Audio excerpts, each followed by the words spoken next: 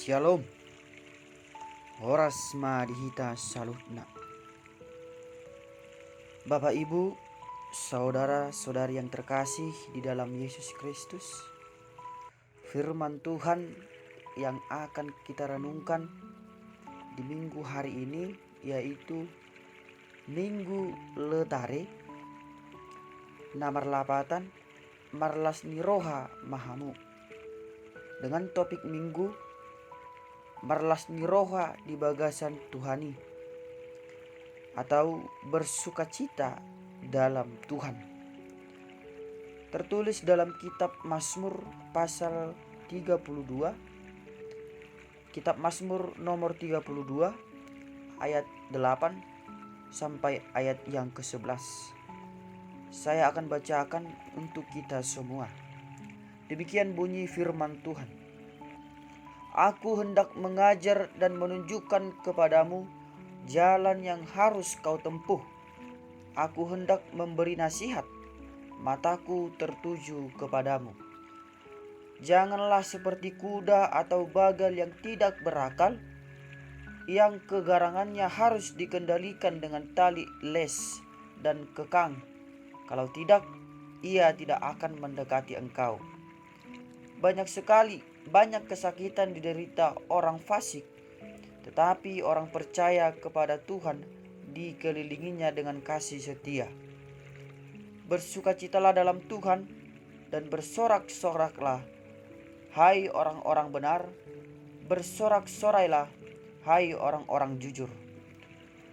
Demikian pembacaan firman Tuhan. Berbahagialah kita yang mendengarkan dan merenungkan dalam kehidupan kita.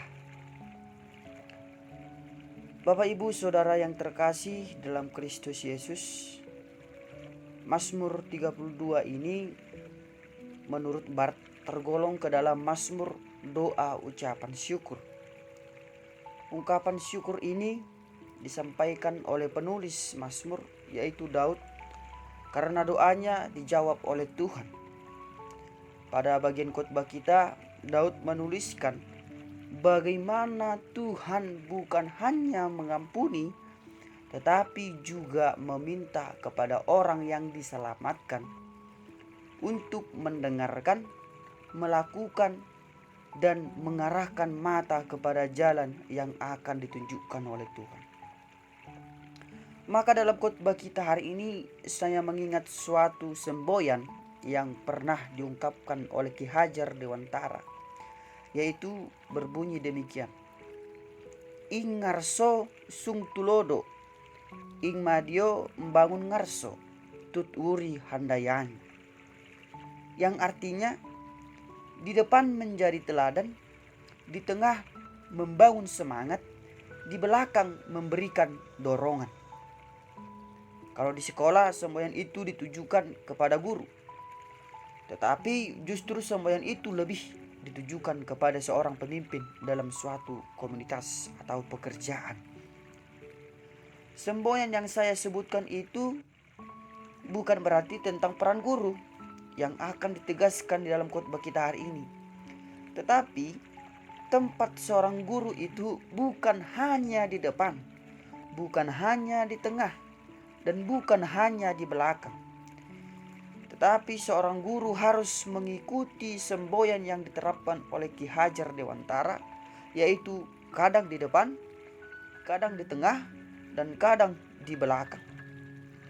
Kurang lebih seperti itulah khotbah kita hari ini yang akan kita bahas. Di dalam ayat 10, Bapak Ibu Saudara yang terkasih, bahasa Bataknya dikatakan di sana halia korona, atau artinya dikelilinginya, yang artinya di semua tempat. Ada di semua tempat kasih setia Tuhan itu. Kepada siapa dikatakan ini? Yaitu kepada siapa yang mengelilingi dan apa yang dikelilingi. Inilah bekal yang akan kita bahas dalam ibadah kita minggu ini. Pertama, firman Tuhan ini ingin mengatakan orang percaya kepada Tuhan dikelilinginya dengan kasih setianya. Itu bisa kita baca dalam ayat yang ke-8 sampai yang ke-10. Dalam ayat 10 tertulis, banyak kesakitan diderita oleh orang fasik, tetapi orang percaya kepada Tuhan dikelilinginya dengan kasih setianya. Yang artinya hendaknya jemaat yang hadir hari ini ingat bahwa banyak penderitaan dialami oleh orang fasik atau orang yang tidak percaya kepada kasih setia Tuhan. Mereka akan selalu mendapat penderitaan. Tetapi sebaliknya, bagi orang yang percaya, mereka akan dikelilingi dengan kasih setia Tuhan. Ada perbandingan yang kita lihat di sana. Tuhan tidak akan meninggalkan orang-orang yang selalu berharap kepadanya. Ia melindungi orang-orang yang mau jujur dan memberikan sejahtera dalam hati mereka. Maka perlindungan Tuhan itu nyata kepada orang-orang yang takut akan Dia, sehingga ia tidak terluput dari segala malapetaka.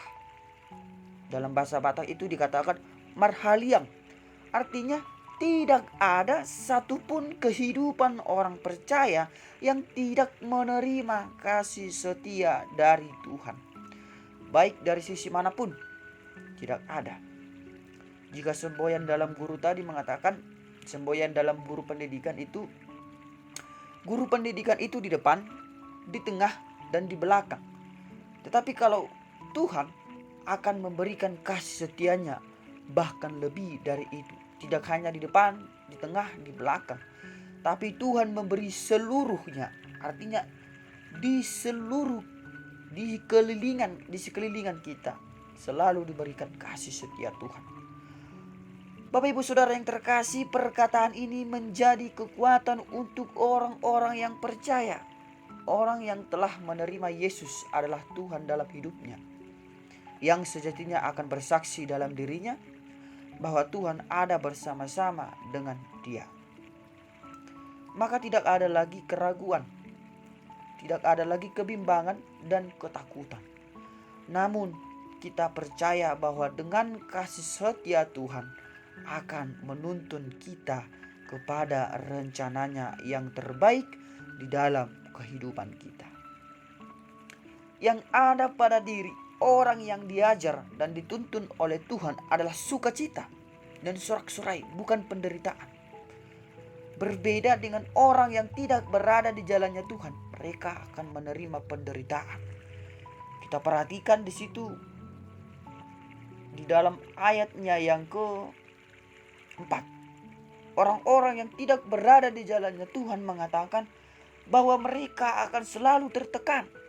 Bahkan sumsum mereka, tulang-tulang mereka menjadi kering. Ya kan? Jadi orang-orang seperti itu tidak akan mendapat sukacita dan sorak-sorai. Walaupun kita kadang hidup dalam ketakutan, Bapak Ibu Saudara-saudari, jika kita hidup di dalam jalannya Tuhan, kita hidup dalam jalannya Tuhan, tapi kita hidup juga dalam ketakutan.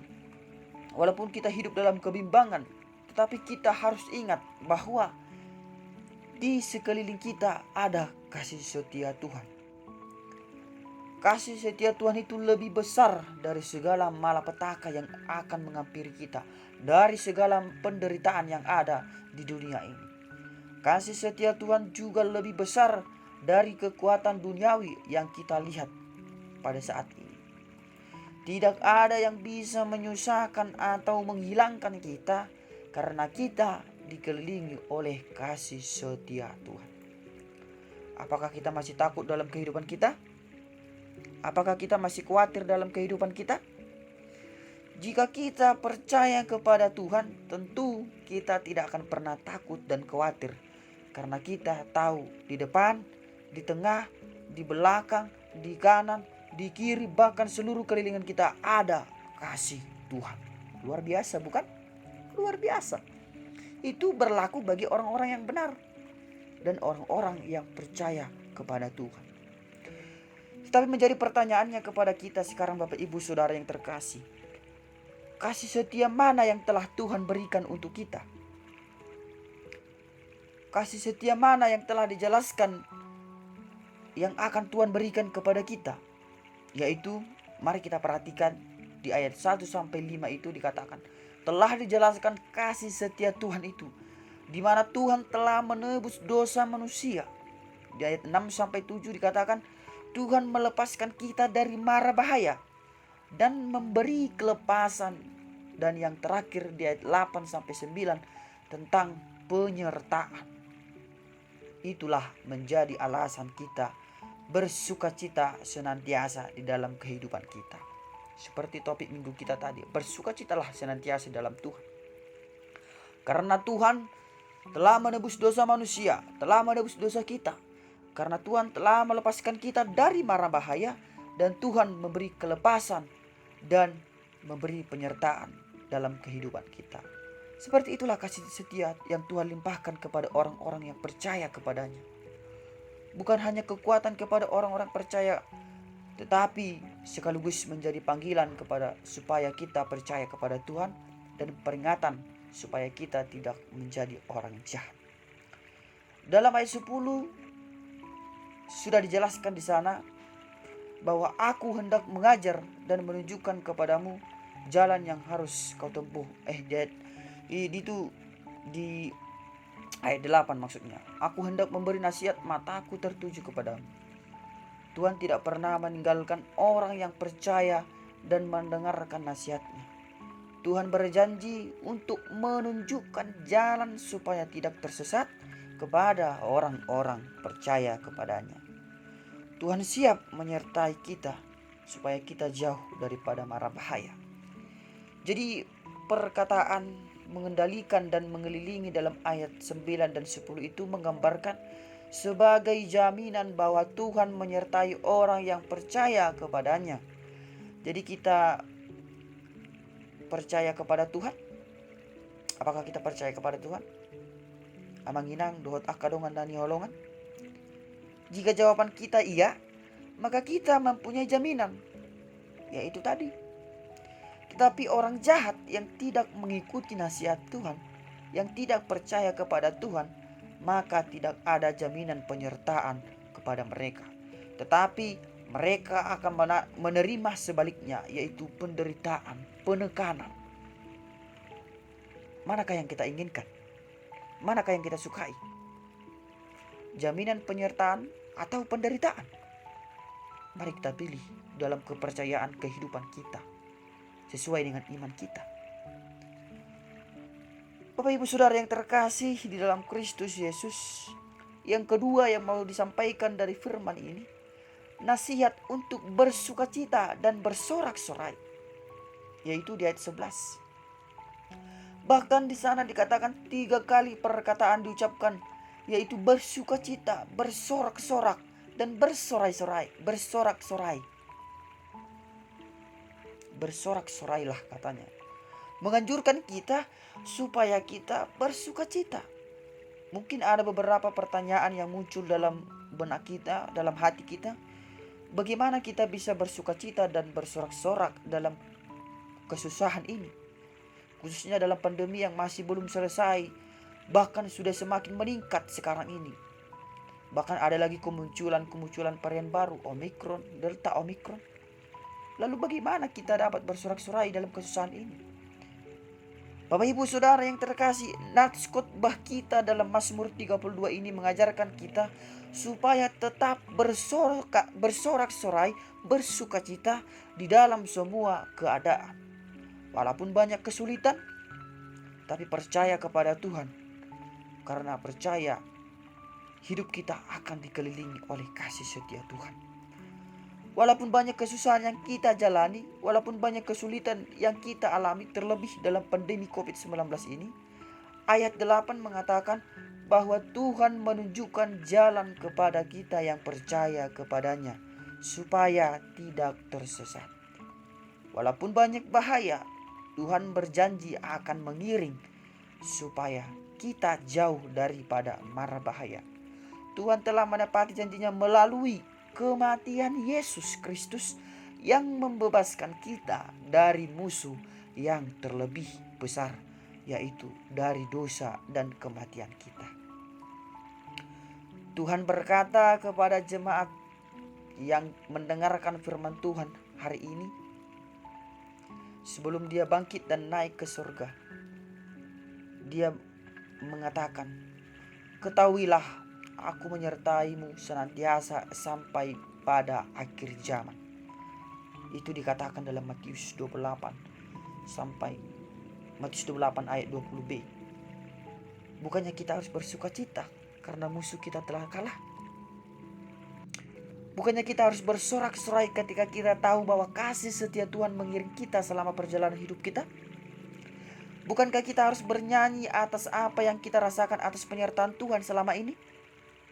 Tidak ada alasan orang percaya tidak bersuka cita. Kunci dari sukacita yang kita rasakan bukan tergantung dari dunia ini, tetapi penyertaan dari Tuhan.